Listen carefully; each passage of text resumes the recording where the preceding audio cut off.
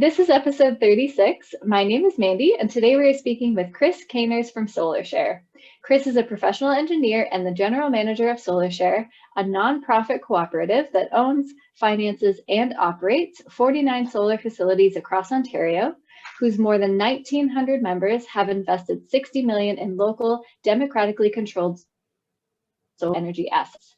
Earlier in his career, Chris was a senior manager with the International Energy and Environmental Consultancy, ICF. He has also worked with the innovative Kenyan company Copa Solar and was the manager of the University of Toronto Sustainability Office. Welcome, Chris. We have 5 questions for you. What climate problem keeps you up at night? Good question. Well, I've watched some of the videos you've done already, and I think the urgency and complexity of the problem has come up, and I agree with that. I think despite the fact that we have lots of tools at our disposal, I think most governments in Canada have lagged behind on this issue. So it's a really big challenge. Also because of the existing inertia of existing infrastructure and incumbent structures and power structures and the way that we invest. So and it's compounded, I think, by government and large institutions investing in new high carbon infrastructure, which makes it harder. So I think this is a global issue. The problem is it's a global issue, and to avoid the worst consequences, I think we really need to be leaders and show leadership in the globally, and then do the same to help support others to do the same thing as we do. What is the solution? I think the solution is even more aggressive government action via regulatory changes and incentives to facilitate different climate solutions and investment in a clean energy and a clean economy. So for a small example, in Ontario, the solar, the regulatory framework is such that it's challenging to put in any new significantly sized solar projects after the cancellation of the FIT program. So that's a small thing, but in our world, it's very significant. The thing is, transitioning, I think, from a high carbon economy will take a good plan, time. It's not going to happen overnight, and we need to have lots of support for workers and significant investment from the public, including wage guarantees and things like pension guarantees. So, and we also need investment from the private sector. So I think there's lots of opportunity for investment, and certainly I see that in the work that we do at SolarShare. I think there's lots of interest in products that are like SolarShare solar bonds. So I think that's really hopeful.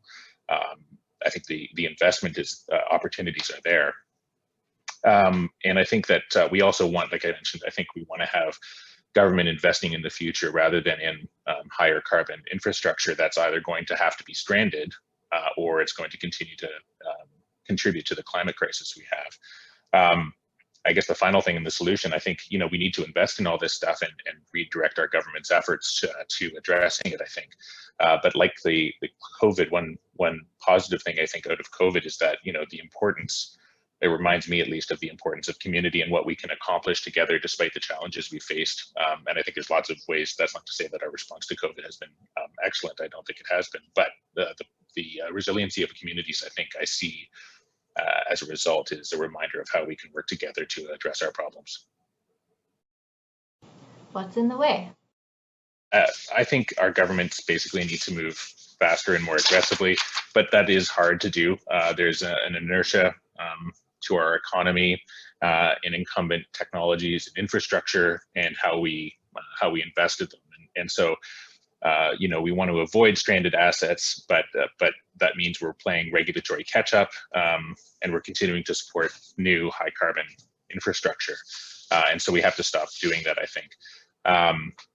But it is a massive problem. I mean, the scale of the oil and gas, the scale of the oil and gas sector in our economy is huge. It's like 10% of GDP and hundreds of thousands of jobs, and $16 billion in revenue a year for the government. So it's really a serious issue, and we need a transition that to a cleaner economy or a low carbon economy that is a just transition for all workers, and all levels of government have to get together and put together a plan over the long term with appropriate levels financing and security for workers and others.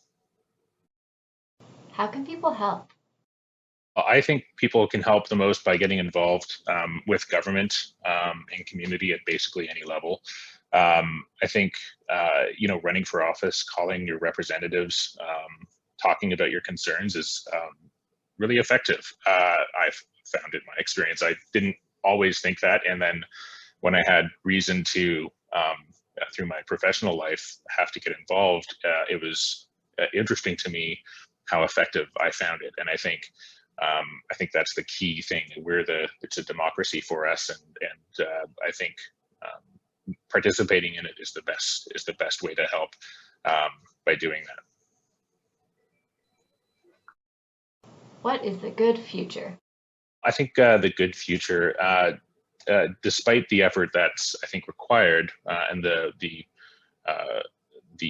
acceleration of that effort, I think that we need to see. I think the transition to a low GHG future is a really big opportunity for investing in our future. I think that I would like to see our democracy improved and strengthened, and I think with better participation and representation, and also the community thing, building and reinforcing community structures that I think are really important to the future and to our success. I think there's economic advantages for low cost and effective ways to reduce greenhouse gas emissions, like energy efficiency and renewable energy, which is now, if not already, will be the lowest cost option for electricity generation globally. And I think the thing that I'm most excited about for the future is that we have a knowledgeable and well-educated public who I think are generally really motivated to solve this problem. And especially among the youth in the next generation, I think, so there's a lot of hope, I think, there. Thanks for joining us today. Before we sign off, we have asked our guests to share one last interesting Enviro fact to ponder. Here's what Chris wants you to know. Despite recent improvements in the efficiency of producing oil in Canada, the annual GHG emissions associated with the use of oil exported by Canada, 3.8 million barrels a day in 2019, are about the same as our total emissions target in 2030 of 511 million tons of carbon dioxide equivalent. That is a good fact to share. Thank you again for joining us, Chris. This was EnviroCentre's Green Room.